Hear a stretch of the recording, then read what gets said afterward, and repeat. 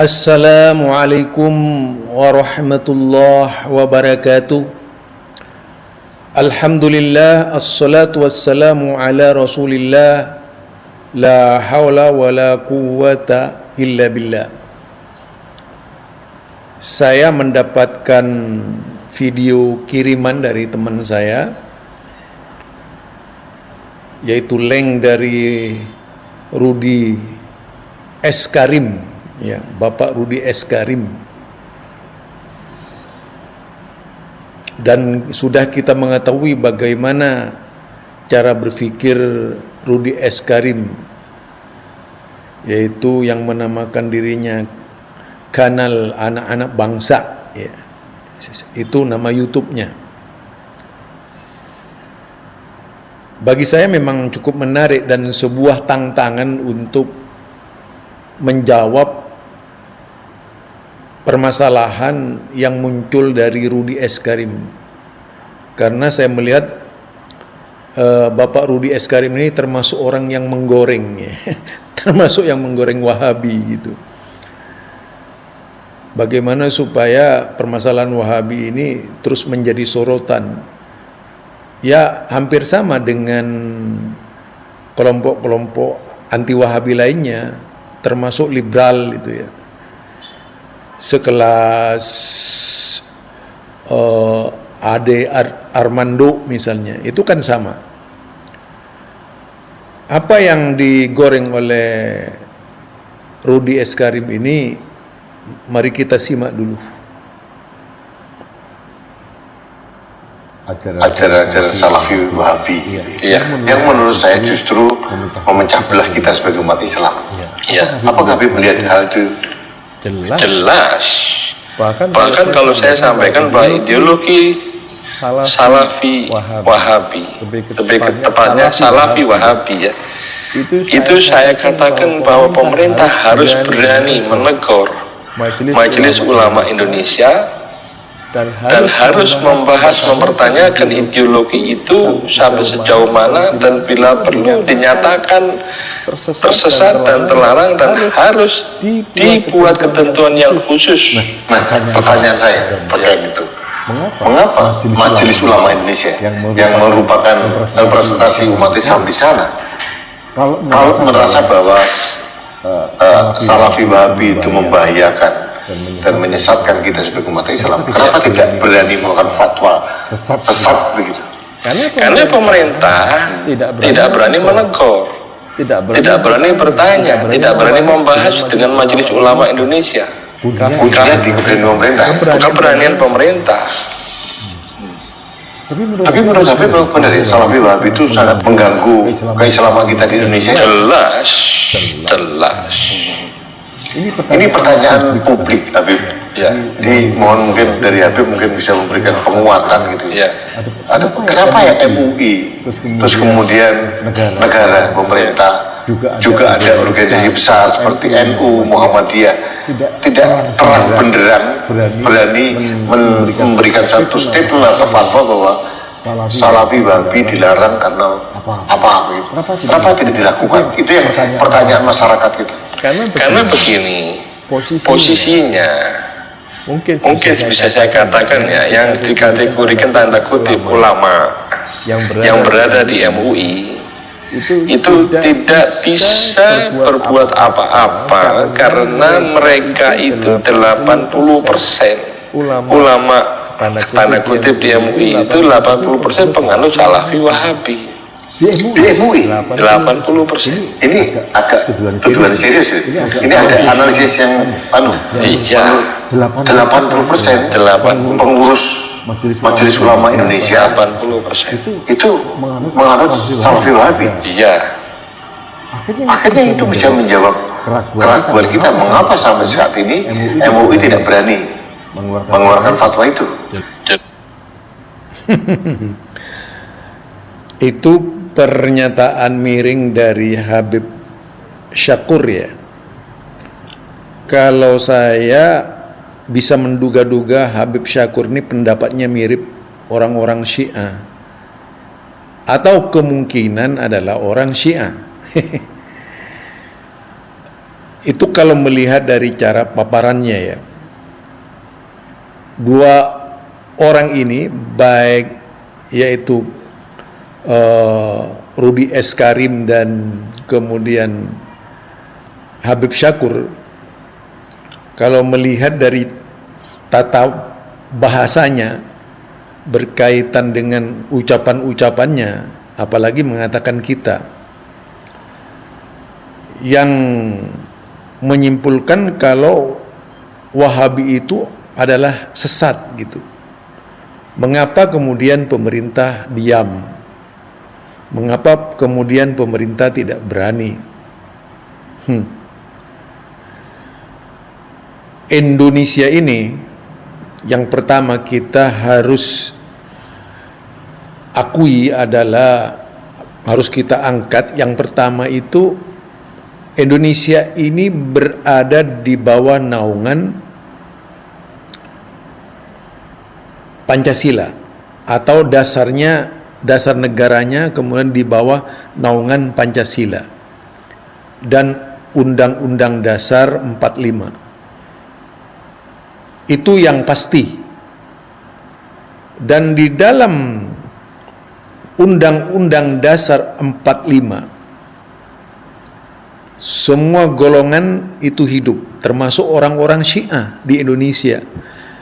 Justru kalau memang mau ada keinginan untuk membubarkan, pertama kali yang harus dibubarkan itu adalah Syiah di Indonesia itu. Karena jelas-jelas kitab-kitab mereka itu menista ajaran Ahlus Sunnah wal Jamaah. Itu yang pertama. Tetapi Indonesia tidak melakukannya. Apalagi terhadap orang yang diasumsikan sebagai kelompok Salafi Wahabi sesat, sebagaimana yang diucapkan oleh Rudi Eskarim dan Habib Syakkur, maka tentu akan menjadi persoalan sendiri. Apalagi kalau dikaitkan dengan ucapan-ucapannya yang menyatakan bahwasanya di Majelis Ulama Indonesia itu jumlah ulama yang ada didominasi oleh Wahabi, Salafi Wahabi. Apa ini sebuah karangan ya, atau mungkin tidak pernah masuk ke Majelis Ulama Indonesia? Bahkan hampir di seluruh Indonesia, kalau Majelis Ulama di bagian timur, yaitu bagian, maksudnya kalau di Jawa itu wilayah Jawa Timur ya, atau sampai di Jakarta, itu hampir seluruh Majelis Ulama ini dikuasai oleh ya orang-orang NU. Ya, orang-orang NU ya. Termasuk sebagian besar yang ada di Majelis Ulama itu adalah yaitu dari NU. Kalau kemudian dikatakan 80% Wahabi, itu kayaknya sama sekali bisa dikatakan ya mungkin 1% kah. Kalau mau dikatakan Salafi Wahabi seperti Al-Irsyad misalnya itu, seperti Persis misalnya, seperti Muhammadiyah, itu mungkin 1 atau 2% yang ada di Majelis Ulama Indonesia itu, atau 3% ya yang ada itu. Dan yang mendominasi di Majelis Ulama itu adalah dari NU. Ini hampir di seluruh Indonesia ya, kalau kita lihat terutama di Pulau Jawa, yang umum itu, yang yang umum di Pulau Jawa ini hampir seluruhnya itu dikuasai oleh NU gitu. Ini kalau kita berbicara Majelis Ulama Indonesia, apalagi misalnya di Jawa Timur, itu sudah pasti ya. Kalau kemudian mengacu kepada hasil dari standarisasi kemarin saja, yang umum yang banyak itu kan memang dari warga Nahdien yang banyak ya, ustadz-ustadz dari kalangan Nahdien. Ini yang sebenarnya ya, saya kira apa yang diucapkan oleh Habib Syakur itu menghayal, dia itu hayalan-hayalan. Demikian juga kepada Bapak Rudi itu harusnya sih bertanya langsung ke majelis ulama, bukan bikin konten hanya dengan berisi fitnah gitu. Ini kan fitnah ya, fitnah. Sudah dinyatakan sendiri misalnya oleh siapa dari kalangan ulama-ulama NU yang ada di MUI yang berkomentar kemarin berkaitan dengan Ustadz Syafiq Basalama misalnya, bahwa tidak ada ustadz-ustadz salafi yang mengikuti, yaitu tadi yang mengikuti standarisasi ulama. Nah, yang mereka yang berbicara, kalau memang ada salafi wahabi di majelis ulama, sudah pasti di TV itu kemarin yang berbicara adalah salafi wahabi. Ini kesalahan fatal. Ini walaupun videonya sekitar beberapa bulan yang lalu ya, 1 tahun yang lalu apa, jelas ini provokatif gitu, sangat provokatif yang demikian ini. Bila mana dibenturkan dengan wawancara-wawancara TV One dengan kiai-kiai NU yang ada di Majelis Ulama Indonesia, itu makin terbukti kalau tidak ada salafi wahabi di dalam Majelis Ulama Indonesia. Dulu yang pernah terjadi itu sekali, yaitu peristiwa yang terjadi di Tanjung Priok, Majelis Ulama Tanjung Priok ketika itu, yang secara kebetulan ada banyak teman-teman salafi yang datang di Tanjung Priok, diundang ke Majelis Ulama di Tanjung Priok. Kan Majelis Ulama ini banyak ya, Majelis Ulama daerah-daerah, kemudian kalau ini kan Majelis Ulama pusat. Itu tidak benar kalau ada salafi wahabi seperti yang dikatakan, tidak ada satupun anggota. Kalau memang ada, sudah pasti kemarin ikut komentar itu di TV One tuh. Justru itu diakui dengan secara tidak langsung oleh yaitu Kiai Haji Khalil Nafis. Mereka ini tidak pernah dekat dengan Majelis Ulama Indonesia. Nah, sekarang terbukti siapa pembohong ini. Saya kira ini adalah sebuah kebohongan besar, sebuah kemunafikan besar yang dilontarkan baik oleh yaitu apa tadi itu Habib Syakur ataupun juga yang dilontarkan oleh Rudi Karim. Ini ya kalau dianalisa.